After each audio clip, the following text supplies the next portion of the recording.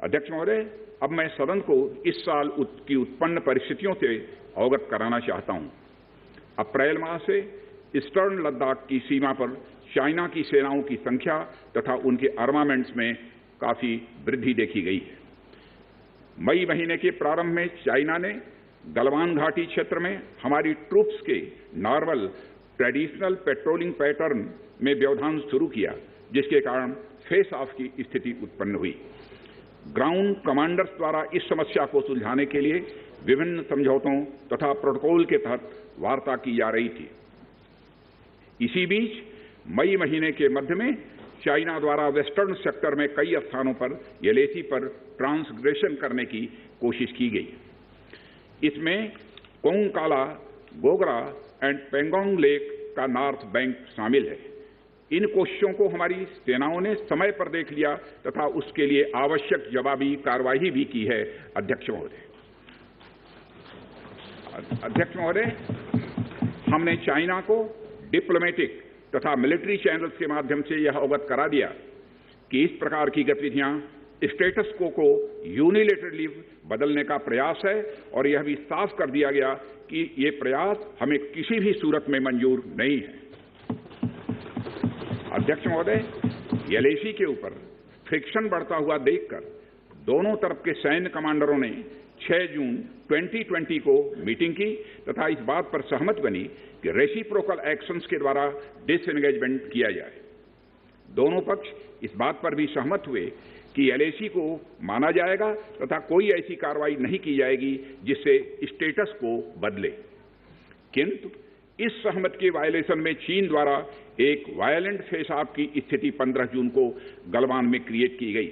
हमारे बहादुर सिपाहियों ने, हमारे बहादुर सेना के जवानों ने अपनी जान का बलिदान दिया और साथ ही चीनी पक्ष को भी भारी क्षति पहुंचाई है। अध्यक्ष महोदय, और अपनी सीमा की सुरक्षा में वह कामयाब रहे।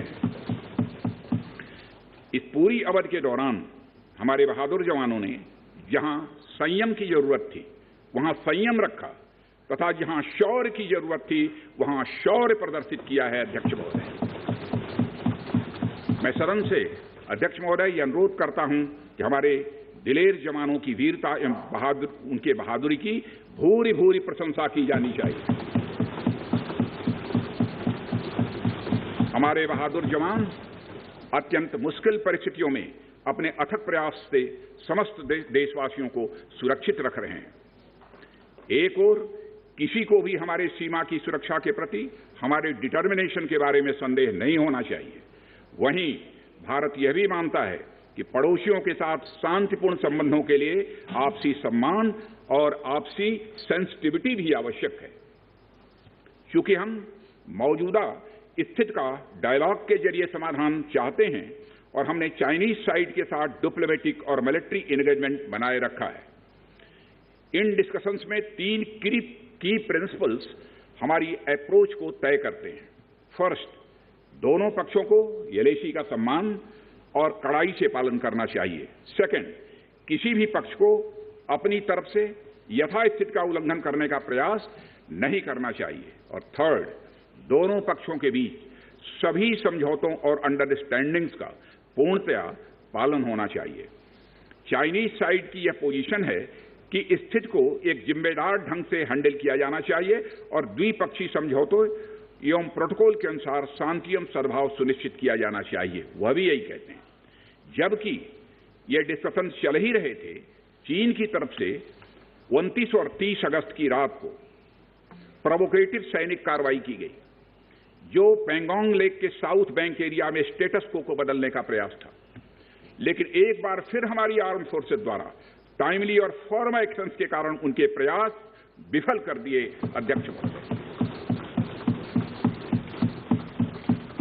अध्यक्ष महोदय, जैसा कि उपर्युक्त घटनाक्रम से यह स्पष्ट है, चीन की कार्रवाई से हमारे विभिन्न द्विपक्षीय समझौतों के प्रति उसका डिसरिगार्ड पूरी तरह से दिखता है। चीन द्वारा ट्रूप्स की भारी मात्रा में तैनाती किया जाना, 1993 और 1996 के समझौतों का यह उल्लंघन है। एलएसी का सम्मान करना और उसका कड़ाई से पालन किया जाना सीमा क्षेत्रों में शांति और सद्भाव का आधार है और इसे 1993 एवं 1996 के समझौते में स्पष्ट रूप से यह स्वीकार भी किया गया है, जबकि हमारी आर्म्ड फोर्सेस इसका पूरी तरह से पालन करती हैं। चाइनीज साइड की ओर से ऐसा नहीं हुआ है। उनकी कार्रवाई के कारण एलएसी के आसपास समय समय पर फेस ऑफ्स और फ्रिक्शंस भी पैदा हुए हैं। जैसा कि मैंने पहले भी उल्लेख किया, इन समझौतों में फेस ऑफ की स्थिति से निपटने के लिए विस्तृत प्रोसीजर्स और नॉर्म्स भी निर्धारित हैं। तथापि इस वर्ष हाल की घटनाओं में चाइनीज फोर्सेस का वायलेंट कंडक्ट सभी म्यूचुअली एग्रीड नॉर्म्स का पूरी तरह से उल्लंघन है। अभी की स्थिति के अनुसार चाइनीज साइड ने एलएसी और अंदरूनी क्षेत्रों में बड़ी संख्या में सैनिक टुकड़ियां और गोला बारूद मोबिलाइज किया हुआ है।